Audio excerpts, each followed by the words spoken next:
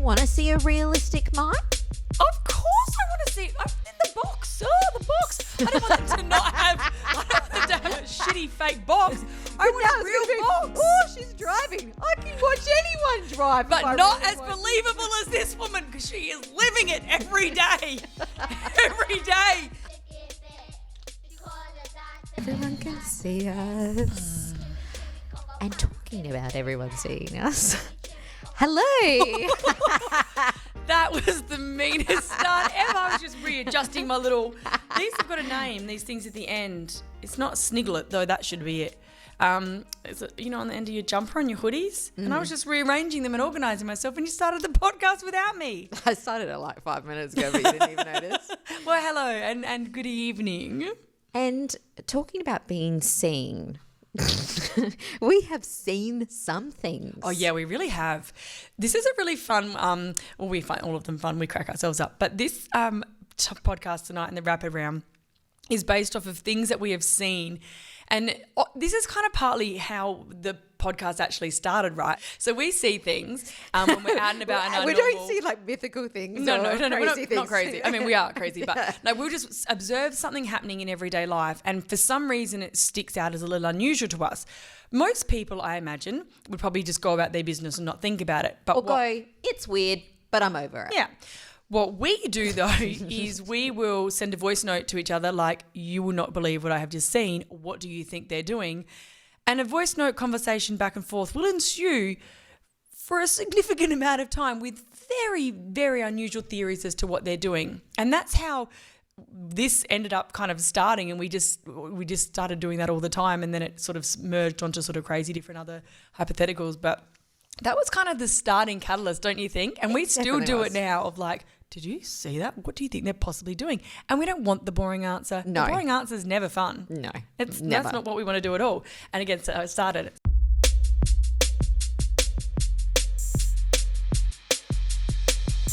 So the first scenario, this is a conversation that has been had for, I'm going to say, a minimum of 3 years. Oh, yeah. Actually, it probably is longer because I think it was pre-COVID.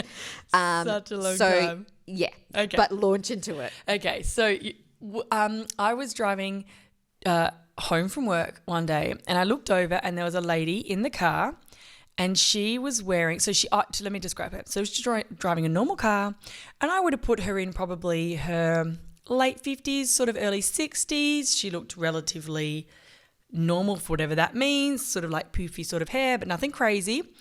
Normal standard person. But she was wearing white cotton gloves while she was driving with her steering wheel. It was not a sunny day. It was just a normal day going about your business.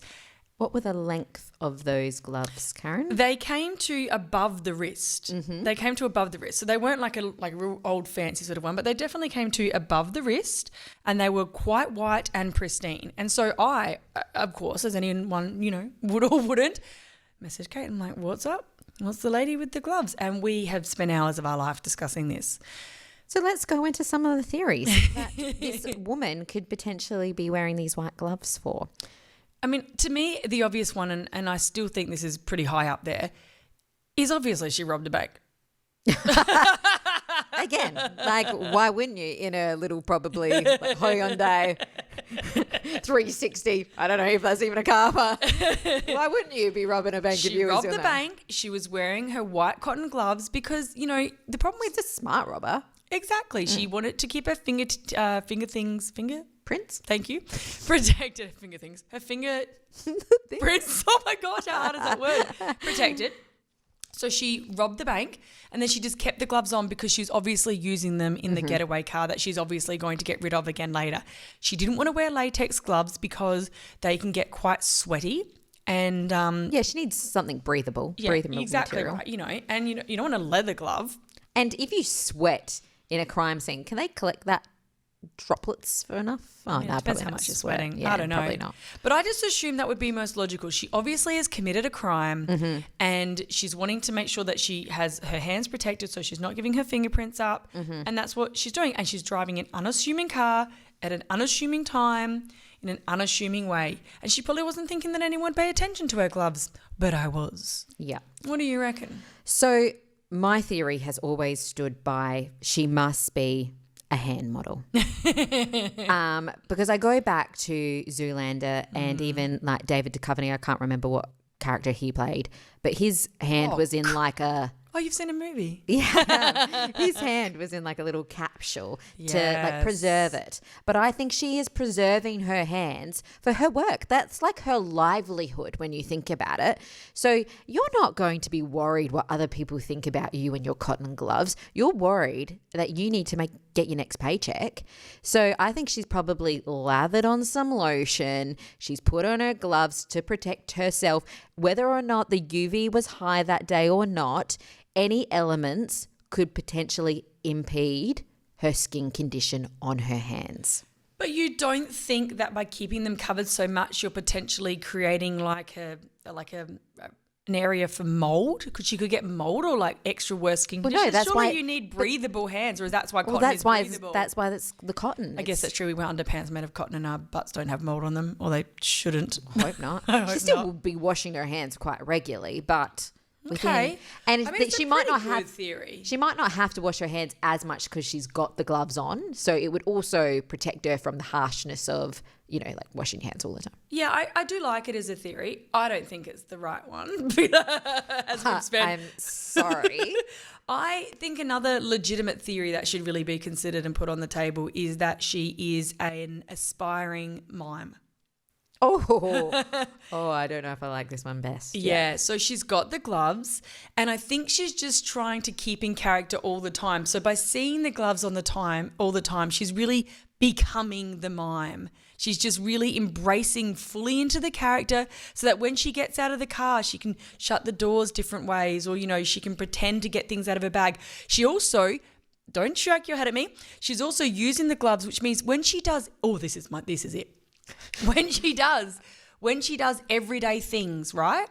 And she's making a connection between doing those everyday things with her hands and looking at the white gloves so that when she goes on stage to perform, her hands and her brain don't tell me your face yet, they're making that connection and the white gloves almost have a life of their own. And so when she drives her imaginary car, she is holding the steering wheel like she would. When she is making her spaghetti, terrible choice in the white gloves, she is making that spaghetti believable.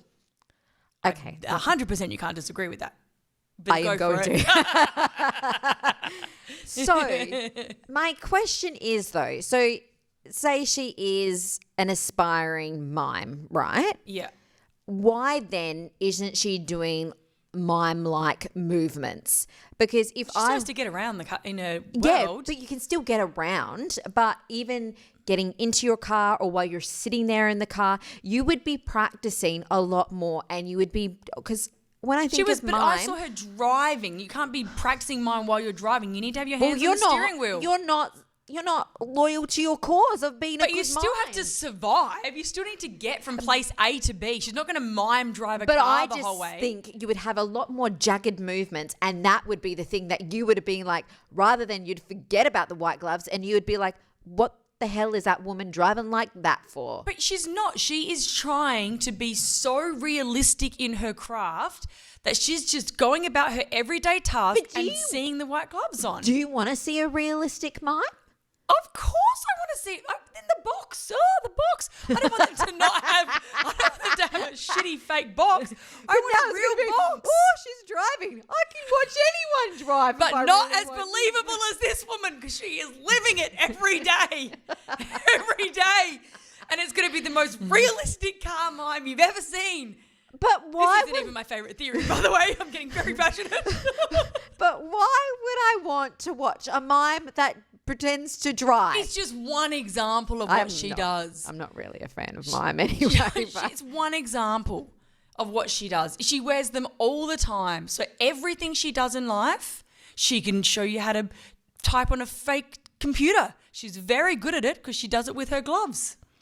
She drinks her drink bottle beautifully with her gloves and her action is spot on. So the only reason these gloves are handy in this situation is to remind her how to do these things. No, it's so that when she does them, when she's on stage, the gloves take the life of their own because they're so used to doing it. These gloves don't have magical powers. Mind mind connection with your hands. But why wouldn't you just go, I know how to drive? Because you need to think about it with the gloves. But you would think about it anyway. She's in the character. She's a mime who's driving. So when she's on stage, she's a mime who's driving. She's living in her character. But why couldn't she go, I'm a woman that drives, therefore drive? Too many layers. That's less layers than I'm in the club. It's not. When she's on stage, she's not being, I'm a woman who's driving. I'm a mime who's driving. Don't add extra layers. I actually was taking a layer off, but anyway, because now she's a woman that is a mime that then mimes to whatever she's doing. But anyway, yeah, let's go with your theory. I don't even think, you know what's my favourite thing about this? What? That's not been a theory we've talked about in the last 3 years. Which is why we're getting so frustrated. Genuinely, we have talked about this forever, and not once has this mime theory ever come up. And I am locking it in for now.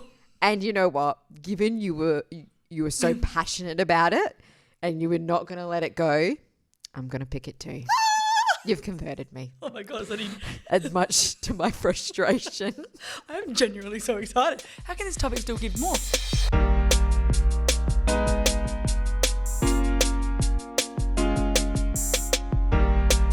All right, hit us with another one. I'm feeling passionate. So the other one is quite often around my neighbourhood, there is a gentleman that Describe him, please. He's like non-threatening kind of character, just walks around. Like, I don't at all find it disconcerting what he's doing, but it's weird.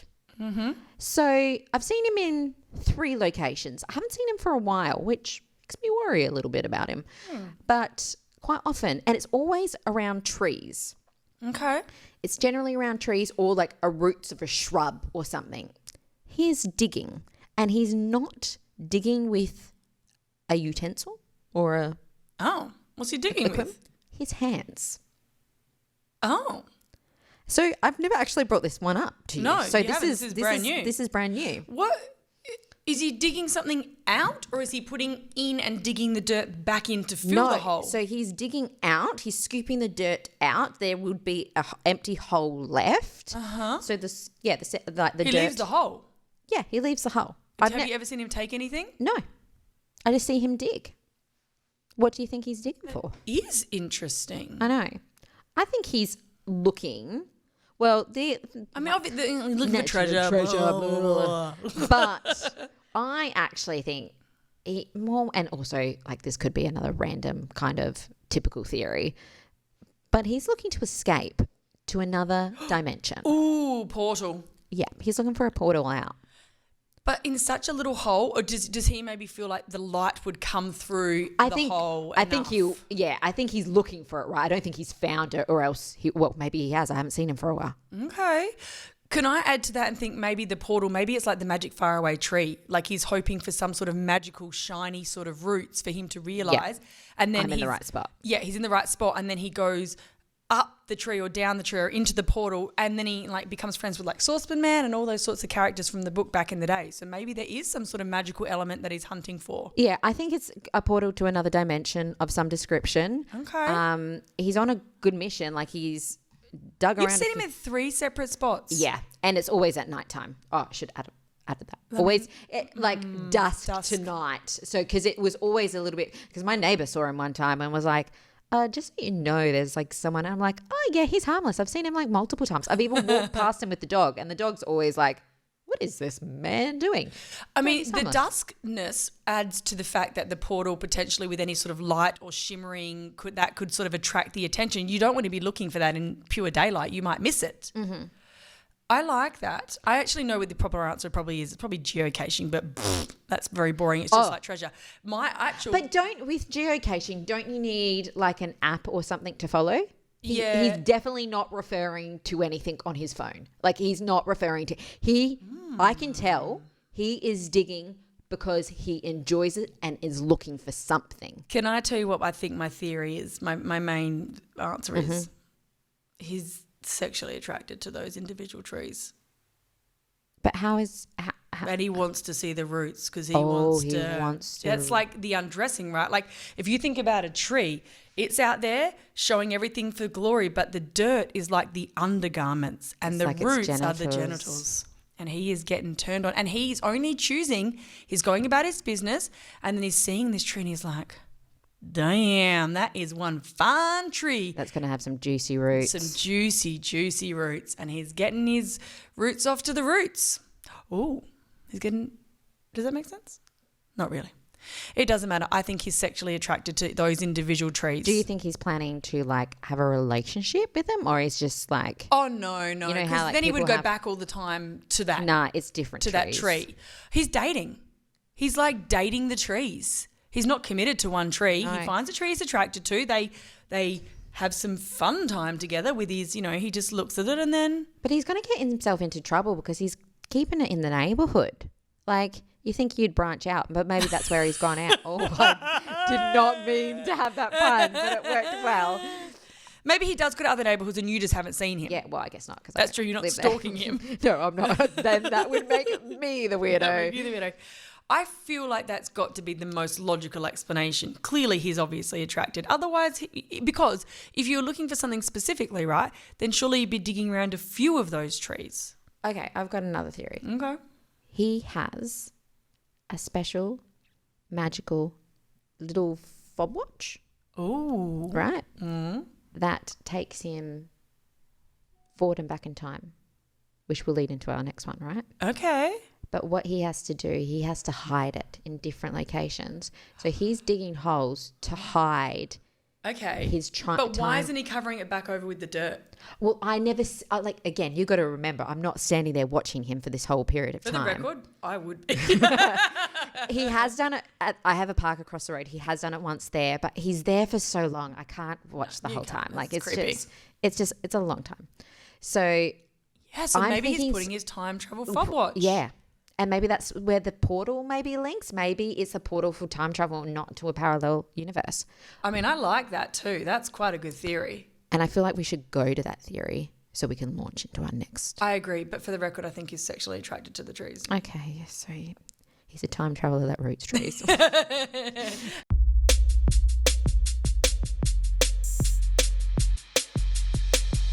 Okay, so lead into the time. Well, I can lead into the time. You lead into it. So I got a message from a friend of mine the other day, and he said that he saw this guy, and I might not be getting the outfit exactly right, but effectively he was kind of like really big, sort of weird trench coat with some sort of like unusual sort of hat. But the most interesting thing was that it looked like he was smuggling something quite large under his trench coat, and not in like in a creepy flasher sort of way. And it wasn't raining, so it wasn't trying to protect it from the rain. But there was obviously some sort of awkward shaped thing that he was sort of holding as he was walking with his head bent down, going about his business. And he was like, well, clearly he's a time traveler, right? I was like, well, what else could he be? That's obviously the answer. So then the question is, what was he smuggling? So if he was a time traveler, what was he smuggling? And what sort of shape or what sort of uncomfortable thing would he be smuggling to take, presumably to take to the past or the future, right? So what was he, or to another world? I guess. So what was he taking that was kind of an awkward sort of shape? My first instinct is that he was taking some sort of bag or box full of those, those stress balls that have got Orbeez with them, like the Orbeez stress balls. Oh yeah, because that's what I take. Well, I just thought that maybe is such an unusual thing. So you'd be taking that to the past? Yeah. And then I'd be selling them like at sort of like the freak show carnival places because they're a little bit unusual and they feel very interesting, right? When you touch them and things. So maybe he's going to make his money that way. That was my first thought, that he was potentially taking that. You seem unconvinced. Yeah, I'm very unconvinced of that. But, and again, I feel like mine's a little bit more logical. I mean, that is not part of this game. No, but there's an episode of the IT Crowd, and I think he was quitting or no, I don't think he even was. Doesn't matter. But he's on public transport and he pretends to be pregnant with a computer underneath him. It's like a square shape thing. So maybe you think about technology of the past, right? Like we've gone leaps and bounds. So it could just be a computer screen to make it really boring. to go, No, hey. I don't like it. It's too sensible. That's not what he's taking. He's probably taking, more likely. Everyone would be wowed in the past. I know, but I don't want to hear that answer. It's too sensible. I mean, you're absolutely correct. That's what you would take. You would take technology, or you'd take fire. You take fire back to the past so that they would have that there. And fire in a box. Like a box of matches, dumbass. Oh, yeah. Like literally fire in a box. That would be a giant box of... Oh, he could have a box of boxes of matches. You can buy in bulk.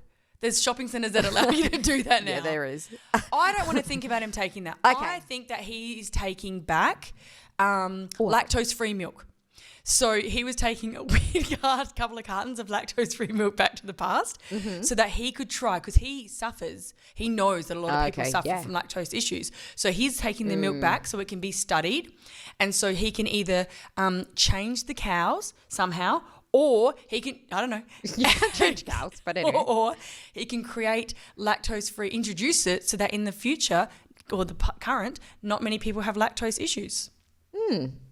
I mean, it's changing the world for good. Okay, so you diss my computer, and yet you've just done something logical in terms of, other than it's milk in a box. Yeah, because it's funnier than a computer. Whatever. I mean, funnier is all subjective. All right, what else are you bringing? What else was he smuggling? I still like my squishy Orbeez. I was thinking a giant Rubik's Cube. Oh, fun. But clearly he needs to know how to do that. But he's lived enough years, clearly, that he'll know. And let's just pause on that point. You've lived enough years. Can you do a Rubik's Cube?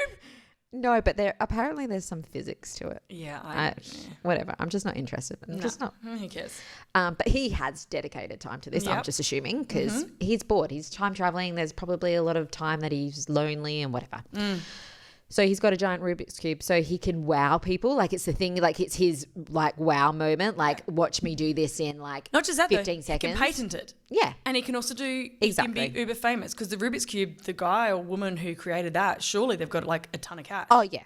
Can I jump? Like, party trick. Well, can I jump off of the back of that? I really love that as an idea. I'm actually thinking Monopoly. I think he's taking Monopoly back to the past, and he is going to become the inventor of Monopoly. He's going to steal the idea before the inventor of Monopoly can, because that person, poof, surely they're raking it in. There's monopolies for everything. You can have Monopoly for ants. You should have Monopoly for ants like that. Like, you can move little ant pieces around and stuff. Anyway, so that's what I would do. Take Monopoly back and create that.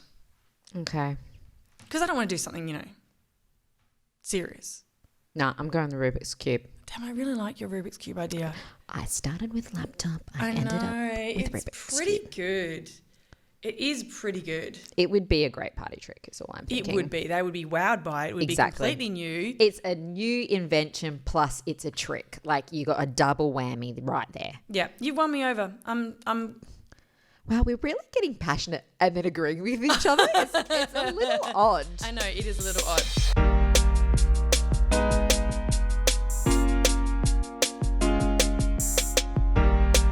All right, should we go with our last one? Yes, go for it. So this just happened to me a few weeks ago.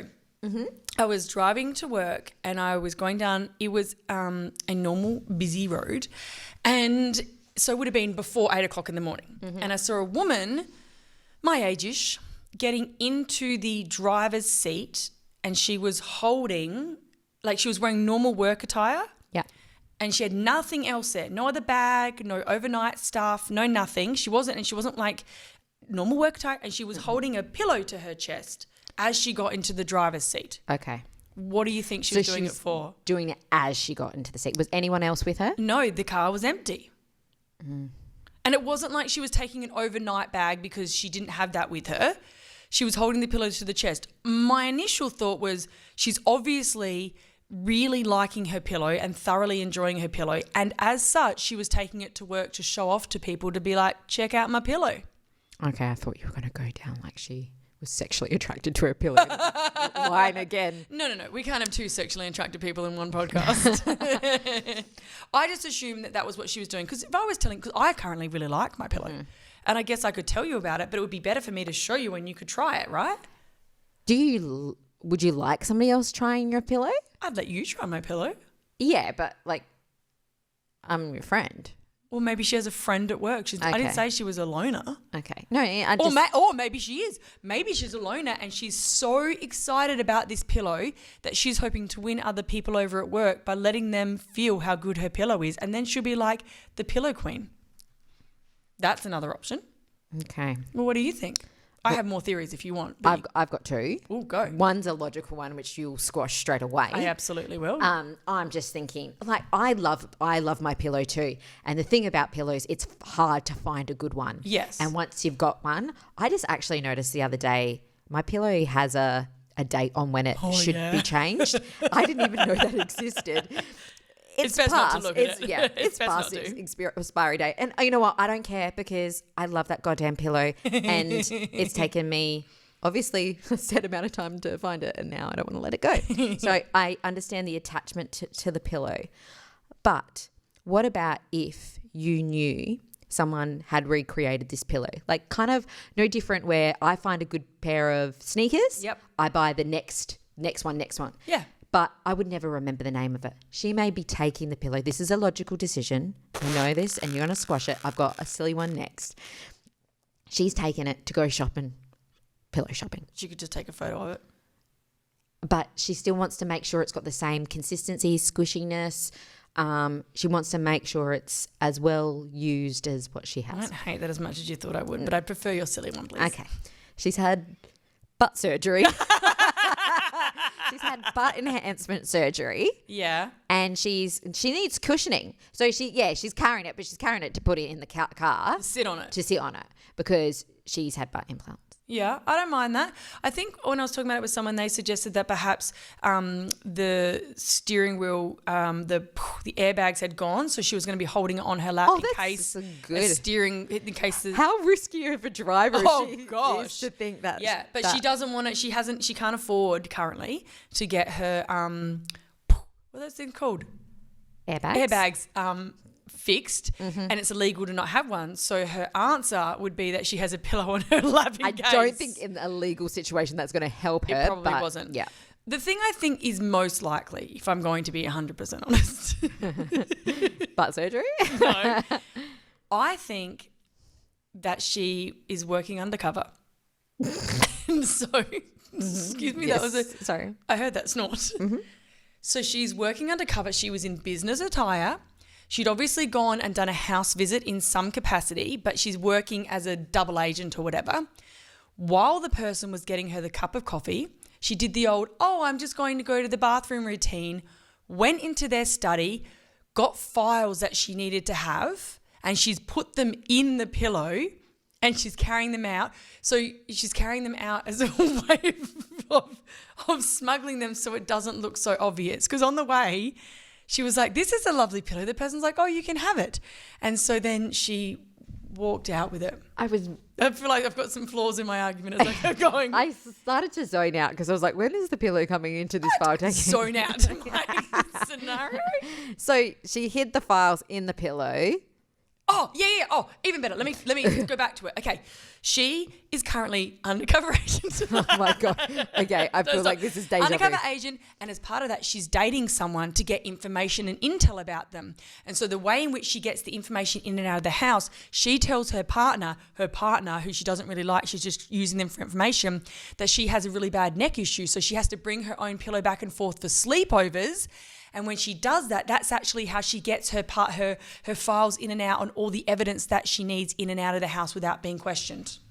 So what files is she taking from this person that she is dating? I mean, obviously there's billing records or there's birth certificates, or maybe she's taking snippets of drugs samples that she's getting there. Maybe she's taking fingerprints with her sticky tape. She's really committed. So she is collecting evidence on the person she's dating and smuggling the information out through her pillow. Yeah, because there's no one's going to question that. Like he would never go or she would never go through the pillowcase, whereas they might go through a bag or a briefcase because they're a little bit shifty, right? But no one's looking in a pillowcase and it's legitimate. Oh, honey, I need to bring my own pillow. That's fine. I just don't know, like... She'd have to still sleep on that pillow, right? Like she'd have to then be committed to the full thing. But this is what he or she doesn't know. There's like the pillow and then there's like a like a overarching underneath pillowcase that has a little like a built-in sort of protector. Yeah. Like a little, and it protects from like X-rays I or just whatever. feel like, especially if you're collecting like forensic evidence, like you were saying, you know, I think there may be a lot of issues with contamination. But it's almost like a thin protector in the pillow with the pillow on top. Of course, yeah. Like a mattress, right? You've got your mattress and then you've got your pillow top. So she sleeps on the pillow top part of the pillow, but underneath is a very thin mattress that contains, in a safe way, all of the paperwork she needs. And of course, you've got plastic bags. I mean, she's not crazy.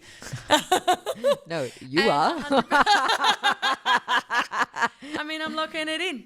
Okay, so that's what you've locked in? That's what I'm locking in. Oh, gosh. Okay. What are you locking in? I do have one other theory, Okay. and it's just a quick one. Okay.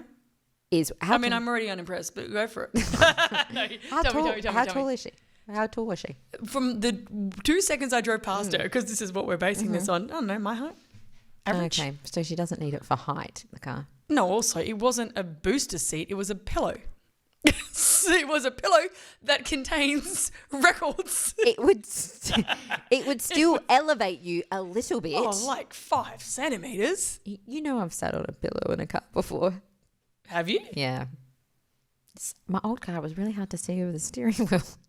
Oh my God, I didn't know that about you. Yeah, it was a bit embarrassing. I know other short people that have pillows in their cars to sit on. That's very cute.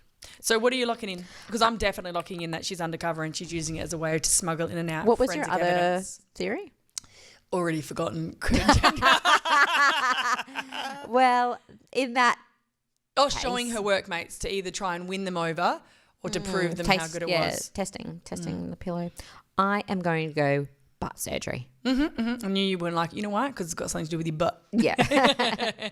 So that has been our rapid round from our own personal experiences or experiences our friends have had. Exactly. So what we would love you to do is, if you've ever seen anything weird happen and you want someone to help theorize what it could be. And not logical stuff, because No. people can do that all the time. You want something unusual? Come to us. So send them in, let us know. You can do that by contacting on our socials. We're on all of them at Hypotheticals or The Hypotheticals. And listen back to our previous episodes and tell us what you think. Yes. Now to find the pillow.